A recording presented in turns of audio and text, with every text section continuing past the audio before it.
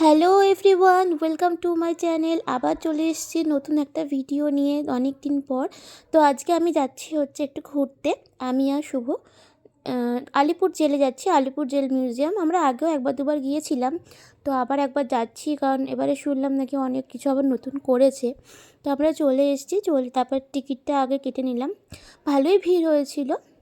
তো টিকিট কাটার পর আমরা ফার্স্টে ঢুকেই দেখলাম এখানে অনেক ফুল হয়েছে, সুন্দর বেশ পিটুনিয়া ফুলগুলো দারুণ লাগছিল।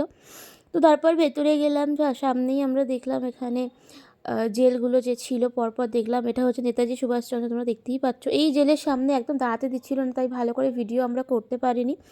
তো তারপর বাকি পরপর জেলগুলো দেখে নিয়ে আমরা গেছিলাম হচ্ছে ফাঁসির মঞ্চ দেখতে। তো যেখানটা গেলে সত্যি গায়ে কাঁটা দিয়ে ওঠে। তো এখান থেকে ওই দূরে যে জানলাগুলো তুমি দেখতে পাচ্ছ, ওখানে যারা কয়েদি থাকতো এখানে ফাঁসি হতো, আর ওখান থেকে ওরা দেখতে পেতো। মানে খুবই মর্মান্তিক ঘটনা, যেটা একজনের ফাঁসি হচ্ছে আর একজন দেখছে। তো তারপর এখানে এই একটা দেখলাম বোর্ডে, এখানে লেখা আছে এখানে কোন কোন আমাদের দেশপ্রেমিকের ফাঁসি হয়েছে। তারপর এখানে একটা ইন্দিরা গান্ধীর স্ট্যাচু দেখলাম, আর সামনে ছিল জওহরলাল নেহরু সেল। তারপর এখানে এই মূর্তিগুলো নতুন করেছে, মানে জেলে মানুষরা কী করে থাকতো, কী করে তাদের কাজকর্ম করতো। তো এইসবে একটা মূর্তি করেছে, এইসবে অনেকগুলো মূর্তি করেছে। মানে এই মূর্তিগুলো এত সুন্দর করেছে, পুরোপুরি রিয়েলিস্টিক। মানে তোমার দেখে মনে হবে একদমই সত্যি তোমার সামনেই হয়তো বসে আছে, এক্ষুনি হয়তো কথা বলবে।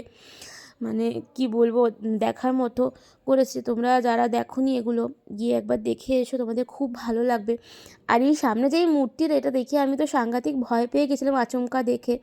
এখানে দেখো এরা কী করে জীবনযাপন করতো, জেলের মধ্যে কী করে থাকতো।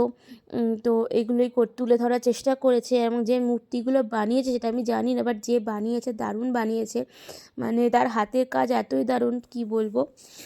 সামনে থেকে দাঁড়িয়ে দেখলে মানে পুরো গায়ে কাঁটা দিয়ে দেবে, মনে হবে যে খুবই সুন্দর, মানে কিছু বলার নেই আমার। তোমরা দেখো কেমন করেছে। তো বাকি আরও অনেক কিছু আছে যেগুলো আমরা আগে দেখে নিয়েছি। ওপরে অনেক জায়গা আছে যেখানে অনেক ছবি দেওয়া আছে, অনেক কিছু বর্ণনা করা আছে। কখন এখানে কখন জেলটা তৈরি হয়েছিল, এবার কে কে ছিলেন এখানে, কতদিন ছিলেন, সব কিছুই ওখানে লেখা আছে। তারপর আমাদের সব দেশের যে যুদ্ধ হয়েছিল সেই সব ব্যাপারে অনেক কিছু লেখা আছে। আমরা সেগুলো আর যাইনি, আমরা মেন এগুলোই দেখতে গিয়েছিলাম। এখানে এগুলো কীরমভাবে করেছে না করেছে। এই জায়গাটা খুব ভিড়ও ছিল, যেহেতু এত সুন্দর করেছে। তো ওইখানটা অনেকই ভিড় হয়েছিল, সবাই এখানটাই ছিল, মানে কেউ বেরোতেই চাইছিল না নাকি, দেখায় এত সুন্দর দেখতে লাগছিল।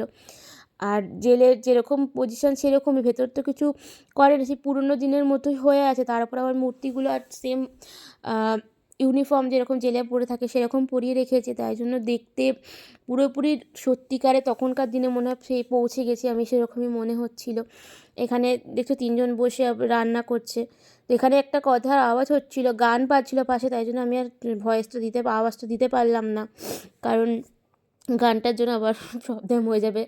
তো তারপর আমরা এখানটা পরপর দেখলাম, দুদিকে ভিডিও করেছিল। তো ফার্স্টে একদিকে দেখলাম, তারপর আবার একদিকে করলাম। এটা ভিডিওটা তোমরা কতটা কি বুঝতে পারছো আমি জানি না, সামনে থেকে দেখলে তোমরা বুঝতে পারবে যে কীরকম কী করেছে না করেছে। তারপর আমরা গিয়েছিলাম, এটা হচ্ছে তাঁতকল ছিল। এখানে জেলের কয়েদিরা এখানে তাঁতকল চালাতো, তাঁতের মেশিন চালাতো। তো এটা আমরা আগে দেখেছিলাম, তাই এবারও একবার, তাও বেশি দূরে কোথাও বেশি ওখানে অনেক ঘোরার জায়গা আছে, তাও ওগুলো দেখিনি। এই মূর্তিগুলো নতুন করেছে এখানে, এমনি এগুলো সব ছিল তাঁতকলগুলো, কিন্তু মূর্তিগুলো ছিল না, মূর্তিগুলো নতুন করেছে। তো তারপরে এগুলো দেখলাম, দেখে তারপর আরেকটু বসেছিলাম ওখানে খানিকক্ষণ। তো ওখান থেকে একটুখানি গেছিলাম এদিক ওদিক ঘুরতে। তো সামনেই ছিল, ওখানে আলিপুর জেলের পাশেই ছিল রবীন্দ্র সরোবর লেক। তো ওখানে একটুখানি ঘুরতে গিয়েছিলাম, যেহেতু এখানে আর কিছু দেখার ছিল না আমাদের। তো ওখানে দেখে আমরা রবীন্দ্র সরোবর লেক গিয়েছিলাম, তারপর আমরা চলে এসেছিলাম বাড়ি। তো ভিডিওটা ভালো লাগলে লাইক অ্যান্ড সাবস্ক্রাইব করতে ভুলো না। Thanks for watching.